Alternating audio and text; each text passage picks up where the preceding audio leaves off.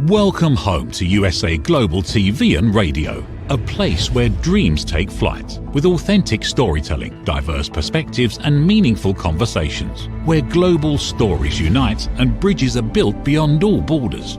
Discover world-class education, entertainment, hope and inspiration. Together, we're building bridges worldwide. Subscribe to our channel, USA Global TV. Download our app, USA Global TV. Be our guest or join our team. Visit usaglobaltv.com. Thanks to our founder and executive producer, Dr. Jacqueline Kerbeck. Music score by Yeffy Tang from Cloud Road Music. Voiceover artist Mike Porter. Creative direction by Paul Garcia. USA Global TV and Radio, your home for global connection. All rights reserved. This video and its contents are the exclusive property of USA Global TV and Radio. Unauthorized use, duplication or redistribution in any form is strictly prohibited.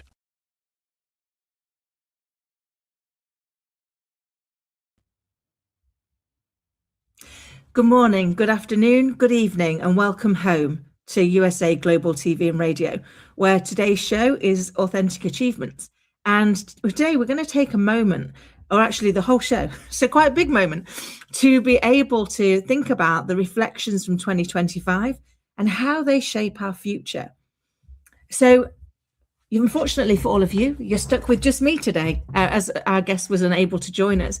But I still thought this was a topic that is really worth sharing, because we're coming into that season where we start to think about our New Year's resolutions. And I don't know about you, but whenever I make a New Year's resolution, you kind of almost have to take a bet on how long it's going to take for me to break it. And that's because I don't often make them with intention around what I really want. I make them with the intention of what I don't want that's not working for me right now. I don't know if that resonates with anybody.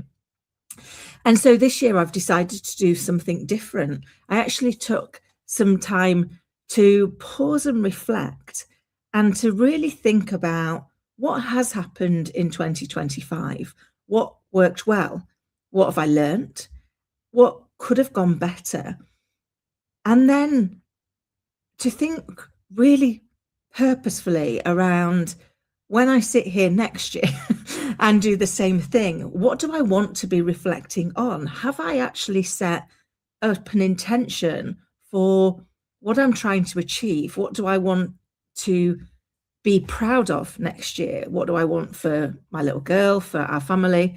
And how can I therefore make sure that I'm taking intentional steps towards it? So I thought I'd start really with that first reflect on what's happened in 2025. And like many people's years, it's come with its highs and its lows. It's come with the things that have gone really well, or the things that have come out of the blue as a positive surprise. And equally, it's come with its challenges. It's come with its things where you kind of wish they hadn't happened. But as you know from listening with me, I am a big believer in the fact that everything that happens to us is a lesson, a blessing, or both. And so in those moments where I've had those lessons happen, those things that have come along that I perhaps would rather have not had to go through, I've taken the time to intentionally look at, what am I supposed to be learning here? What is this teaching me? What can I take away from this experience that will allow me to no longer hold it in frustration or in fear? And so asking myself those questions has really helped me to redefine some of the more difficult situations that I've had to go through this year. That part that says, what am I going to do differently as a result of having learned this? Is it going to be a different way to approach a conversation? Is it going to be a different way of reviewing a situation to enable me to perhaps not make the same mistake, or to find a faster route to the solution? And when I was reflecting on this with my friends, they were like, you're just a bit unusual, because you will sit there and you will take that time and you will look for where's the positive in this. And I guess my reason for that is, over the years, there's been plenty of opportunities to get dragged down in just what didn't go well, whether that's been illness or relationship breakdowns or the loss of people that I love, there's always opportunities to make us feel like we're not enough, we're not doing it properly, that there are different things that we could be doing differently.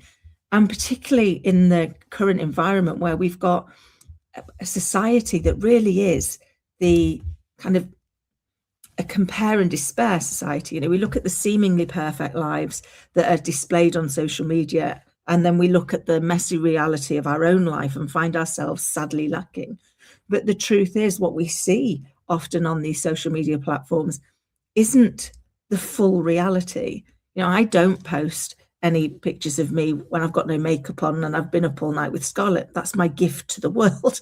But those things do happen. We do have those days where you just don't feel your best. And how do we become more honest with it? So I wanted to kind of reflect on some of my leadership lessons of 2025. And one of my big ones was that as leaders, we've been sold a bit of a dud. We've been told for years that we're supposed to know all of the answers, that heaven forbid we share any vulnerability, or that we are curious, because curious is something for children. It's something that we should put away when we're being adult in the world. And yet it made me really start to think about, why is that? If we think about some of the greatest achievements we've had in our lives, some of the most overwhelming things that we've had to learn and overcome, one of which was learning to walk and talk in the first instance. And you kind of look at that and go, if we had to do that today, we would be overwhelmed. If I woke up in the morning and they said, Kim, you're going to have to learn how to walk again or talk again, I wouldn't know where to start. And all I would see would be the obstacles, because that feels too big. And so it made me think about, why is it then that we can do it when we're at our most vulnerable, when we're so little, and yet we can do these amazing things that today would daunt us? And so I really started looking into that. And I looked into this a few years ago, but it gave me pause this year into how we take that learning into leadership. And one of those things was that in my experience, looking at my little girl and her friends when they were learning to walk, I think it comes down to one thing in two parts, and that's belief. The first thing is, children think they're just like you. My little girl thinks we're twins. I mean, we're the oddest twins since Schwarzenegger and DeVito, but she still thinks we're twins. So when they're growing up, they just want to be like you. And if you can do it, they can do it. And they're not deterred by how many times they fail. They don't use failure as a reason to not try again. They just get up and keep going. It doesn't matter how many times they fall down on that little nappy bottom, they still get back up and give it another try. And that's because they believe in themselves and their ability to be able to get where you can be, because they're just like you. And the second part of the belief is, I've yet to see a child learn to walk that doesn't have at least one adult nearby going, come on, you've got this, you're so close. So we quite literally give them our belief, and therefore they can add that to their own belief, and the two together allow them to be propelled forward. And it made me kind of think back to, when was the last time as leaders that we embraced curiosity? Now, I don't know about any of you listening, but for many, many years, I believed that the phrase was, curiosity killed the cat. Well, best not be curious then, you're going to die. It's definitely one to be pulled away from. It's definitely not something that should be encouraged. And it wasn't until I was researching my latest book that I came across the actual full phrase. And the full phrase is, curiosity killed the cat and satisfaction brought it back. So whilst the curiosity killed the version of itself that the cat had, the satisfaction in what it learned and how it grew brought back its new version, its next iteration. And that made me reflect on my leadership journey and the things that I've learned over the years, things that I did as a leader 30 years ago that I would be horrified to do today. And that was because of evolving, of being present, of gaining feedback, of listening to people about what landed, what didn't land, of how it felt to be led by me and how it felt to lead as me. And I think often we kind of avoid asking ourselves those questions about feelings, or asking other people those questions about feelings, as if almost feelings are to be dismissed. And yet we know, neuroscientifically proven, that our emotional brain responds 24 times faster than our thinking brain. And for me, this year, one of my big breakthroughs has been leaning into that, emotional brain and saying, well, hold on, how's this feeling for me right now? What's coming up for me? What's going on? But also being open to ask those questions of the people that I work with, or my friends, or people that I meet, to just understand, how does it feel? Because we know from great quotes like Maya Angelou's, which is, people will not remember what you said, they will not remember what you did, but they will remember how you made them feel. And so it made me really reflect on, if the most important impact we have on other people is how we made them feel, why don't we spend a little bit more time talking to them about how they feel? How do we spend a little bit more time with ourselves on how we feel? And I guess that took me back to a speech that I did earlier this year. I was very lucky to be part of What a Day at Google. And it was on the future of leadership. And for me, my reflections from the last few years, but particularly in this year and heading into next year and the book, has been that I believe in the ever evolving, digitally advanced world that we are living in and leading in, that actually some of the most important qualities that we need to really dig deep on, that we really need to understand more and be more intentional with, is, the first one is curiosity. And so the question I would ask you to just reflect on, should you want to, it's an invite, not a demand, is, when was the last time you were genuinely curious? Whether that's with your team, whether that's with yourself, whether that's with your family. When was the last time you asked a question that you genuinely didn't know the answer to? And then the next one, I think, is about presence. We're constantly on these days. You're ever scrolling. You've always got something else that's going on in your world that you've got to think about. And so my second invitation to the room was, when was the last time you were genuinely present? When were you present to the situation without your mental to-do list, without scrolling through your phone, without thinking about the emails you've not sent yet or what needs to be done next, and were just really wholly present in the moment, whether that's with somebody else or whether it's with yourself? Because I don't know about the rest of you, but I'm very often, I'm just as bad at scrolling and ignoring myself as I am doing it when I'm busy with other things.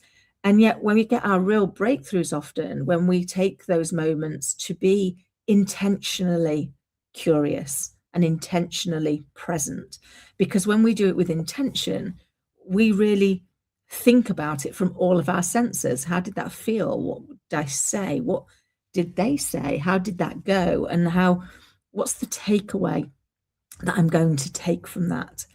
And so for me, one of the things I've done for this year is reflect on what have been my top learns for 2025. And one of my big learns is just to stop overthinking it, to stop analyzing every potential situation. And then after the effect, analyzing everything that I could have done differently or could have done better or should have done differently. Because what I realize is, all that really does is steal my time. How many of you listening have ever had a difficult conversation that you've got to have and you put it off? And you tell yourself you're putting it off because you're preparing and you just want to make sure that you're doing it properly.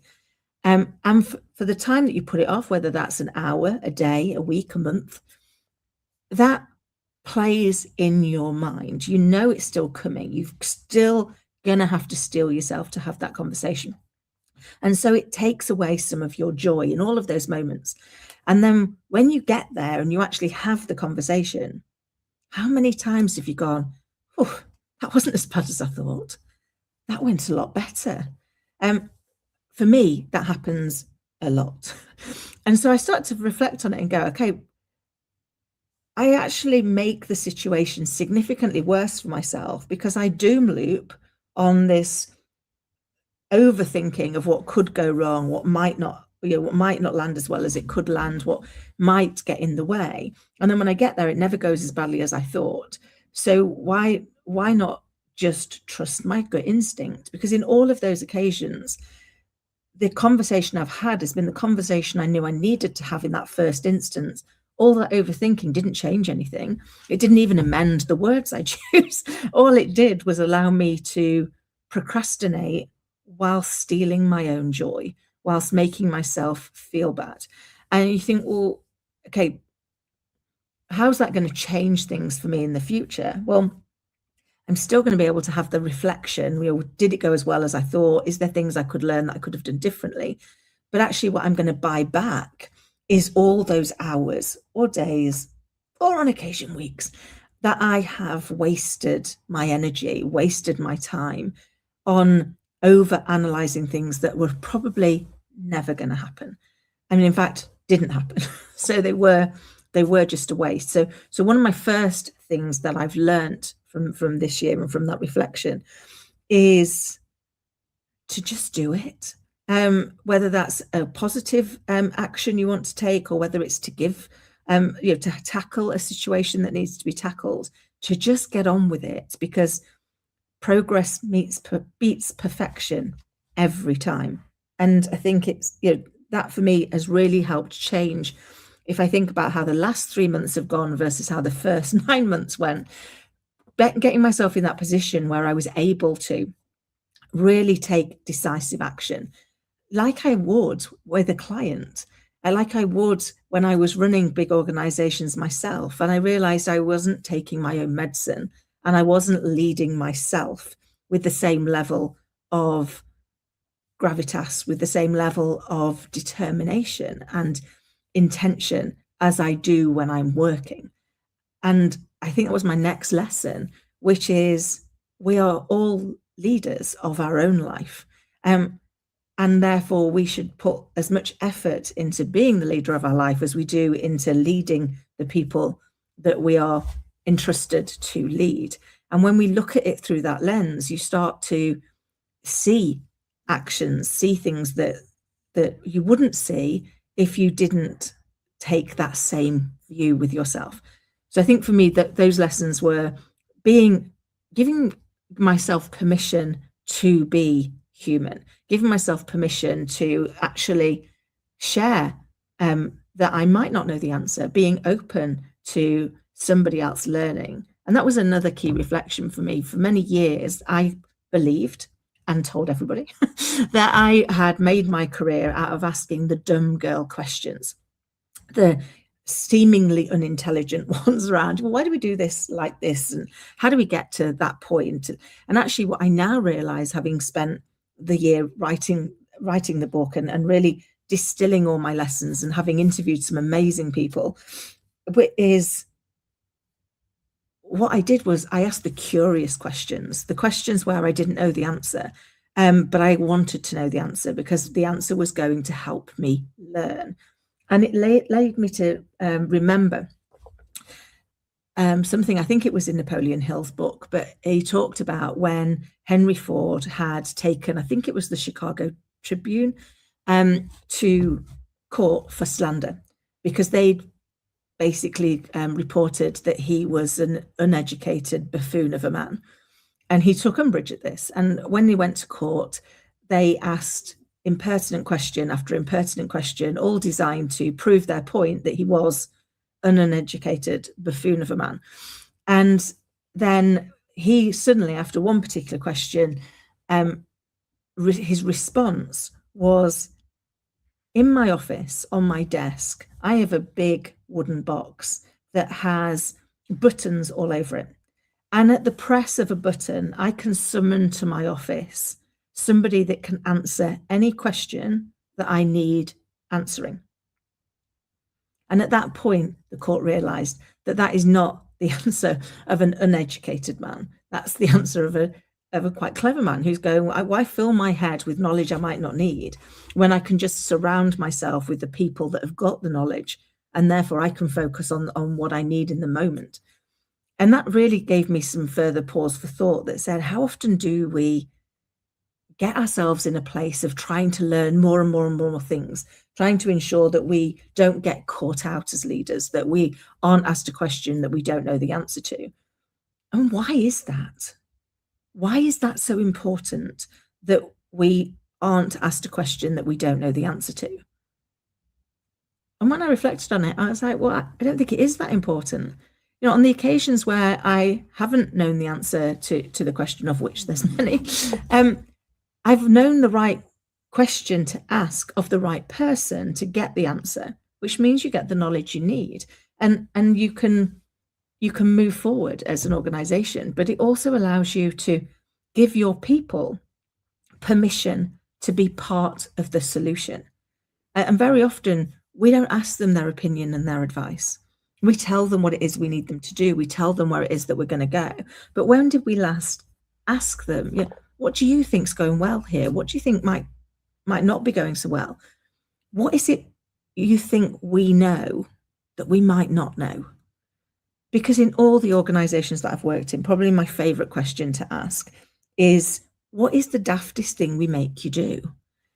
And whenever I've asked that, I've had people go, why do you ask that question? I'm like, because I guarantee your people will be doing something that they think is ridiculous, that they think adds no value, that they don't understand, and they assume you know they're doing it, and they don't. And that's your low-hanging fruit to be able to really drive your organization forward, is understand at every level, what are the things where people go, I don't know why we're doing this. This seems to add no value. Because one, it is silently destroying their culture, their belief in what the organization's doing. Because when you get somebody to do something that feels meaningless and unrewarding, it makes them start to feel a bit meaningless and unrewarding. And that drives such a negative impact in their life and in the lives of the people around them. And it brings me to a documentary that I saw many, many years ago. I think it was back in the 1970s. And it was in a Jaffa cake factory. And this guy's job was, with a piece of metal, was to shove the Jaffa on the center of the sponge. And he was happily doing that all day. And the documentary maker was walking past and he said, my job's really important. And you could see the eye roll. And he went, okay, so talk to me about this. Tell me how your job is really important. And the guy said, well, my job is to get the Jaffa on the center of the sponge. And if you don't get the Jaffa on the center of the sponge, the chocolate doesn't fully cover it. And if the chocolate doesn't fully cover it, then the sell-by date's reduced, which means we can't sell to corner shops because their turnover isn't great enough. So our market opportunity is reduced and our market share is reduced, and we can't achieve the company goals. So even his seemingly mundane, seemingly boring job, because he understood how it fit in to the bigger picture, how it fit into the ultimate of what the business was trying to achieve, and therefore he could see that if he didn't do his bit, they could never achieve their goal, allowed his job to become important rather than mundane. And so one of my reflections has been, how do we make sure that our people all know what their Jaffa cake moment is, all know the part they play in the bigger picture, so that they understand the things that we're asking them to do have a purpose, they have a point. But also, how do we invite them in if there's a better way of doing it? Because we know as we go through organizations, the further away we go from the front line, the further removed we are from the everyday and what's happening for our customers, we can start to think of things through a little bit of rose-tinted glasses.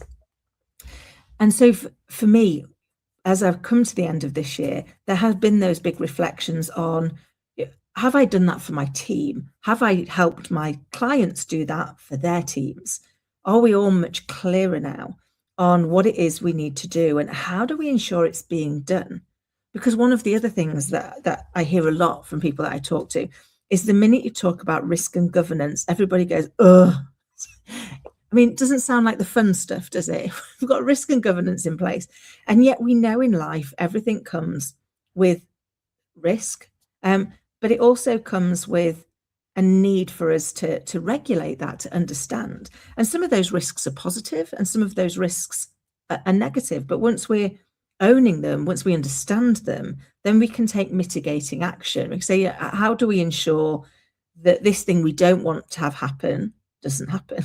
How do we ensure that this thing that we do want to have happen happens? And that's all about the intentional steps that we take towards it. And the governance piece is holding ourselves and our feet to the fire of, did we do what we said we'd do when we said we'd do it? And if we didn't, why didn't we? And what could we put in place next time to ensure that we do, so that we constantly learn and grow from it? And risk and governance was something that I hadn't realized played such a big part in my life. But as a woman and as a mother, we risk assess constantly. Is it okay for me to walk down this street? Is it okay for the children to do this? Is they going to be safe if we do that? What do I need to consider before we take this action to make sure that we are going to get there safely and we're going to get there on time and with what we want to do? And yet those seemingly small questions that we constantly ask ourselves are our human form of risk assessing and providing ourselves with the confidence that we can move forward. And then I think my final reflection was intentionality.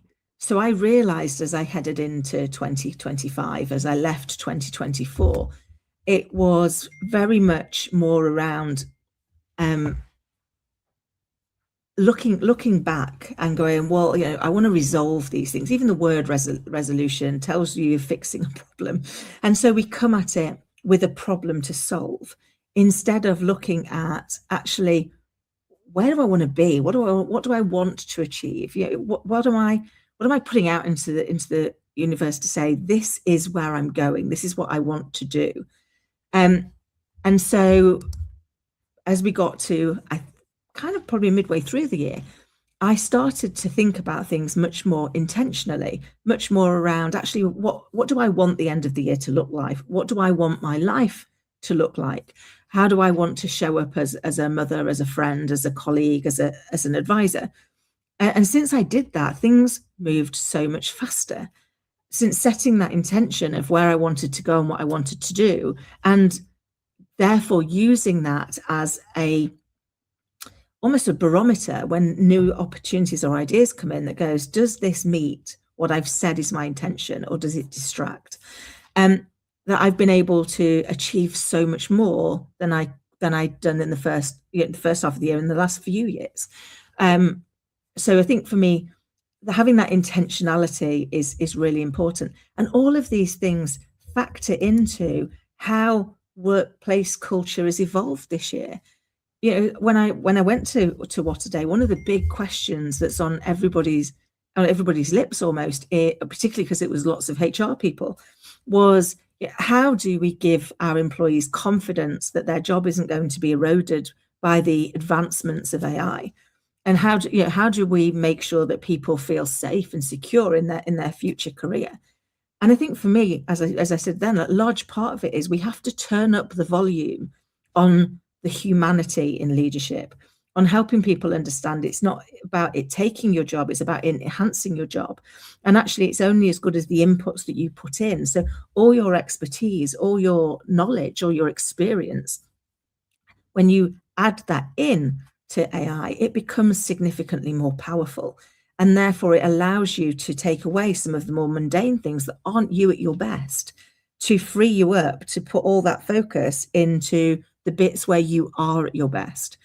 And so I think we need to provide an environment and a culture where actually we are giving people permission to be part of the solution. We're openly talking about, how does it feel to do what we're doing? What is it we want to achieve? What are we going to feel like when we get there? because we're seeing an ever increasing amount of people that are suffering with their mental health. And a large part of that is because that emotional brain is responding 24 times faster, but it's got nowhere to go with the overthink that it's got unless we create the culture for people to be able to have a safe space to share what's going on and for us to collectively find a solution that's going to allow us to move through that. And then I think that also brings me to kind of one of my other key learnings, which has been, unfortunately, it aligns with the title of the show, but the importance of authenticity. People, particularly in this ever fast, ever growing environment, are almost desperate for connection. They want to feel connected with something that's authentic, something that's real, because there's so much that is unreal. And so really owning who you are authentically and giving yourself permission to show up as that person, to understand that there are bits of you that you might want to still work on, but that's okay. We're okay to be who we are and continue to evolve and continue to work on it. And for me, that was a big breakthrough because I spent many years desperately trying to be something I wasn't, trying to fit into what I thought was needed from me as a leader, or was needed from me in the jobs that I did. And actually, once I was willing to have the courage to be authentically myself, things got so much better because people were no longer trying to work out what's not real there. Because they do. When you're not being fully who you are, people sense it. And therefore, they spend all of their time being distracted, trying to work out what it is you're hiding. Whereas when you give yourself permission to show up as who you are, then they're no longer looking for the thing you're hiding because you're not hiding it. And I guess for me, when we think about all of these things, the world is an ever uncertain place. And when we are uncertain, that can make a real impact on decision making and growth. And having consulted at this level for coming up for 12 years, the things that I've learned is we have to learn as leaders to be comfortable with the uncomfortable. The one thing guaranteed in life is uncertainty. And all we can do, therefore, is get comfortable with that and make the best decisions we can with the information that we've got available. And then keep reviewing them. Do we have new information now that means we need to change direction slightly? And recognize that every success and every failure is just more data to enable us to make better, more informed decisions as we move forward into an uncertain world. And that can be easy to say and hard to do. But I guess for me, the thing that holds me steady is every single one of us has survived 100% of the shots that life's taken at them so far. That's a pretty good batting average.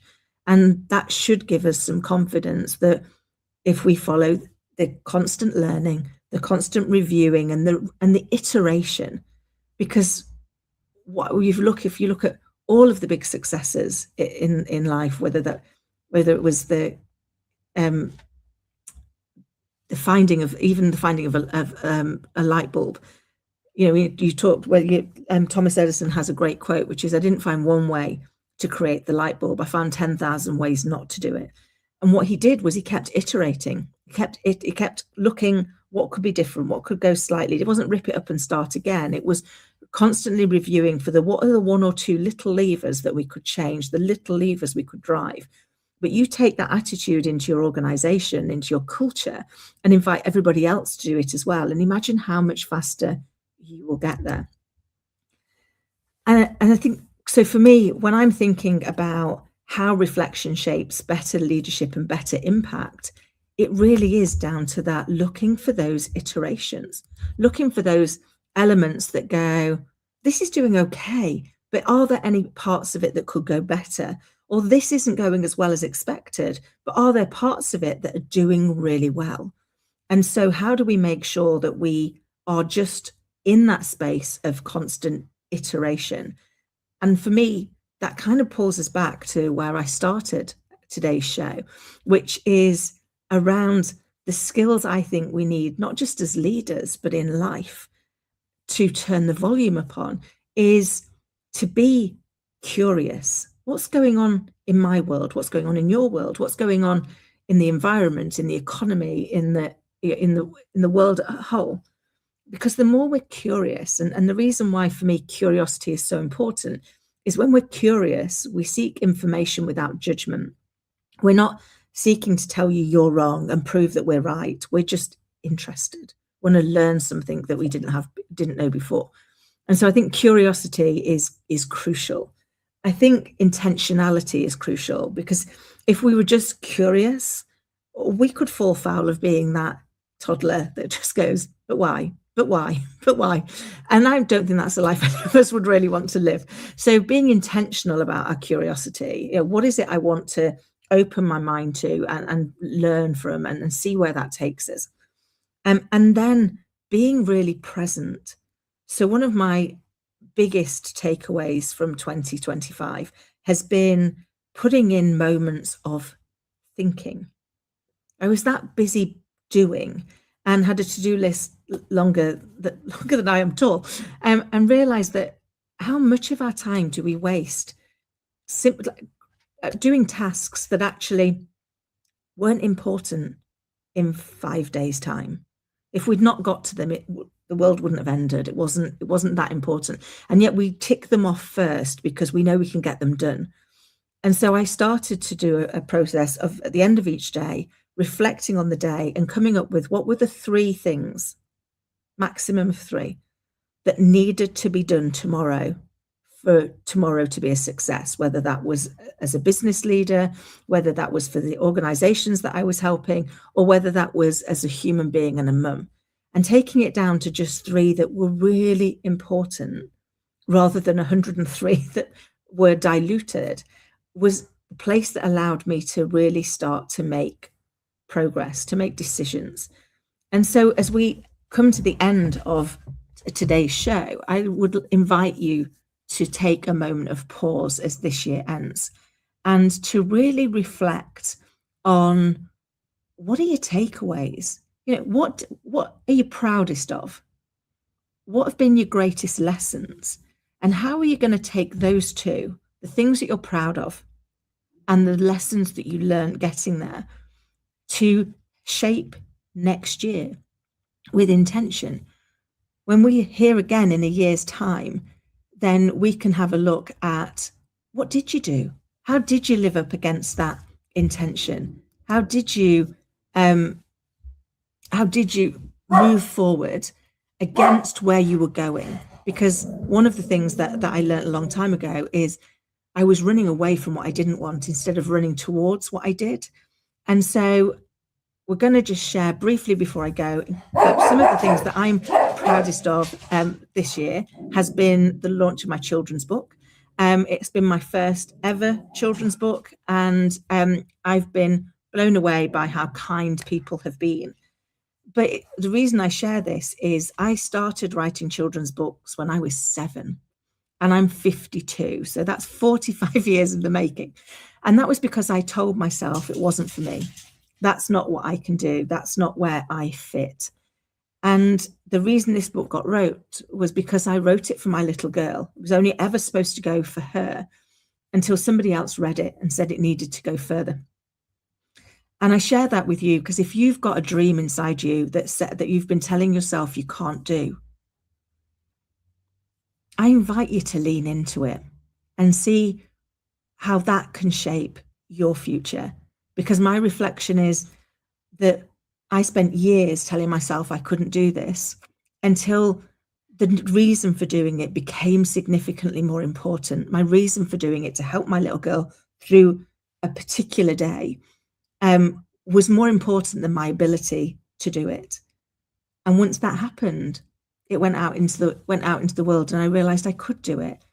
So as I sign off, I would like to say that anybody listening and watching, if this resonates, then please take my invitation to spend a bit of time being curious about the year you've just had and being intentional about the year ahead. And until next time, take care.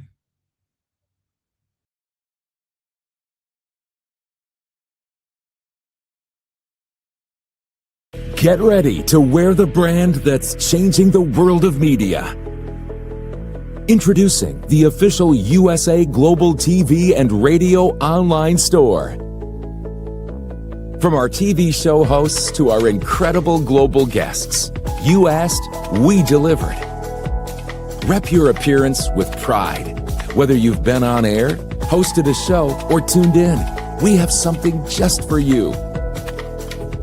Visit us at usaglobaltvradioshoп.myspreadshop.com and start shopping today. Check back frequently. We're dropping fresh new designs all the time. Showcase your role in our global community. These designs celebrate your voice, your story, your presence. It's more than just merchandise. It's a movement of hope, inspiration, education, and elevated listening. Head to usaglobaltvradioshoп.myspreadshop.com. Your spotlight awaits. USA Global TV and Radio. Elevate your style. Elevate the world.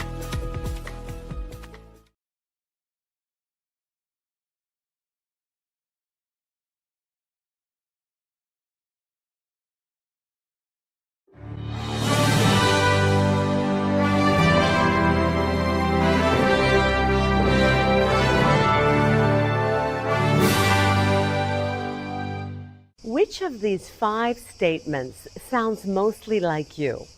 1. I often wake up in the middle of the night worrying about my future. 2. I'm angry or resentful towards a specific person. 3. I have anxious, obsessive, compulsive thoughts throughout the day. 4. I have an addiction like smoking, drinking, shopping, sugar, or social media. And 5. I feel that I'm wasting away my life. Hello, I'm Dr. Alkistis Agio, and for over 25 years, I've been coaching and training people from all over the world to transform their fears, insecurities, anxiety, and anger into mental and emotional freedom. I'm confident that my simple 3-step method based on Greek philosophy can help you to transform into the joyful, confident, free human being that you deserve to be. I want to invite you to join my weekly online coaching group to finally get the results that you want. Look, you've tried it alone so far, and you've had some okay results. But let's face it, you're still feeling stuck right now, spinning your wheels. Einstein said that insanity is doing the same thing over and over again and expecting different results. Now, unless you realize this as a fact, that you are a prisoner of your own mind, you can't move forward. I'm here to support you, as well as the whole community that we are co-creating. Stop feeling stuck. Stop feeling depressed. You don't have to do it alone, and alone isn't working anyway. Sign up today, and I'll meet you on the inside of our amazing weekly group call. I guarantee that you'll make progress from the very first session.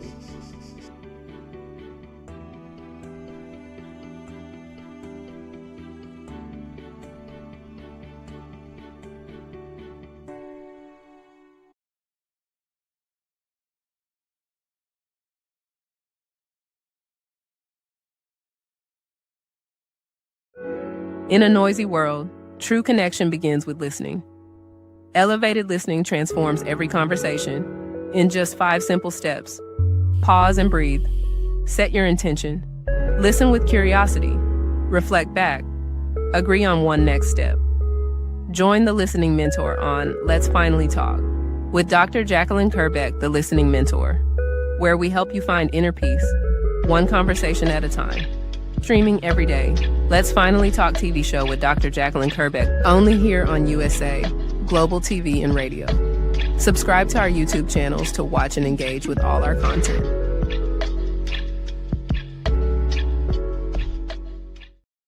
Thank you, viewers and listeners of USA Global TV and Radio, for joining us today. We're honoured to have your time and attention as part of our global community. At USA Global TV and Radio, we believe in the power of authentic conversations, meaningful connections, and creating a world of possibilities together. Want to be part of something bigger? Join our team of elevated listeners at usaglobaltv.com, a space where your voice matters and your ability to listen transforms relationships. Stay connected with us across all our platforms for thought-provoking discussions, expert insights, and empowering stories. Subscribe to our channels at youtube.com/c/USA Global TV. Follow us on social media and explore the endless opportunities we're creating for growth, learning, and inspiration. Together, we're not just broadcasting, we're building bridges and changing lives one conversation at a time. For inquiries, contact us at info@usaglobaltv.com. Music by Johnny Dyes. Produced by Executive Producer and Director Dr. Jacqueline Kerbeck. Voiceover by Mike Porter. Creative Direction by Paul Garcia. All rights reserved. Copyright 2025. Visit usaglobaltv.com to view our full terms and conditions.